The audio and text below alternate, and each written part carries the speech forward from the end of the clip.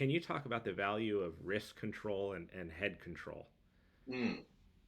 I don't like wrist control because there's too many joints that Hmm. can be, and it's very difficult to control someone with the wrist. And then some people have very big wrist. Right? Yeah. So head control give me more opportunity, and they create chaos on the brain. And then as soon as you just change in position, you losing balance, you losing connection. You try to tense up, like you said before. I love what you said before. If I feel tension in your body, I can read that because you fight with no eyes. Okay, I mean that's my Yeah. perception. Your brain doesn't have eye. You remember just feeling and sensation, sensory feedback. And when you're doing your judo, your grappling, you should be sometimes switching all the lights down, making pitch black, and try to Yeah. feel what's going on with the body. Because in the chaos, you don't have the chance to look exactly if he's stepping back or not, if he's moving this up. You need to feel it. And from the neck down, I feel the body. I mean, Yeah. the neck, I know where the arm is, I know where is the elbow. So from the elbow up, everything is more easy to control in the man than from the wrist. And the wrist Gotcha. is slippery and stuff like that. From the elbow up, more easy. The neck is more available and very vulnerable. He has a lot of things going on, right? Oxygen, blood, different way to get oxygen to the brain. So it interfere with my spinal cord.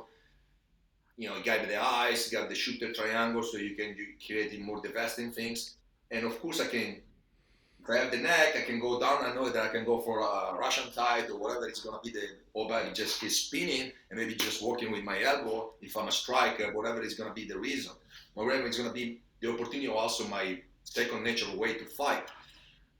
I don't like wrist wrestling or end wrestling. It's not a real fight because again, So I will you go try for to come in and I go for go and just more controlling the bicep, working on the elbow, working on the head, or the hips. But when I go to the hips, I expose myself a lot, right? So I need to take that in consideration because now I'm in a you're strength conditioning guys too. yeah, When you're in this position, it might be good for one game that you guys the people play into the gym, but you're not in the stronger position.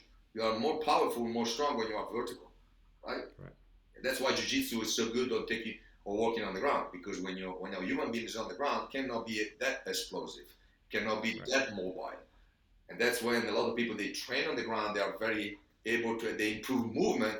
They might be survive even with a black belt. They move incorrectly. So that's why I love sometimes movement or ground movement training because make you more aware about the possibility to create also crazy explosion from the ground or power. A lot of people they just lay down and gravity center now is very attached to the earth and they feel like a turtle being upside down. Okay, and when you find out that when you have plate carrier, when you have a rifle in front of you, and you have a plate carrier in the front of the back, people jiu-jitsu just shut down because now they Because of the weight. and every time they move, the plate carrier goes up. And if I'm a clever guy, I'm just using that against them. I'm just choking with that. I'm just pulling the neck. And again, I train a lot to using the neck because it's the things that is more available in my environment. With the Yeah. knife, with the hands, with the grappling, a lot of stuff right here. It's hard to grab it. A lot too much more material.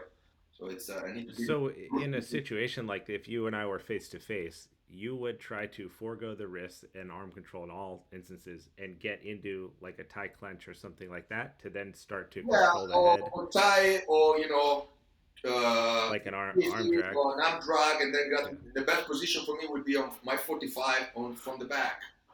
Yeah. A lot of people, oh, the back is for coward. No, it's not. It's a big vicious fight, and try to end the fight. You know what I mean? You should meet people better from the back, right? So It's my favorite place to yeah, be. so 100%. and then sometimes you need to learn how to fight the guys from the front, from the side, and from. It's not always such a gentleman agreement. Sometimes maybe you and me, we are ending a situation, and then we got into this fight, and then if I get the chance, the lucky shot to be alive or to be standing and not be knocked down, I see, and you are in trouble, and one guy's on top of you. Should I be trying to sneak around and put myself in the front, or should I be able to learn how to take the people from the back, maneuvering the head from the back? But a lot of time you don't train that. And when you Right. show that to people, say, "Oh, but that's not going to work," because you never been in a real fight. You never been trying to take someone away from my friend. They try to kill him.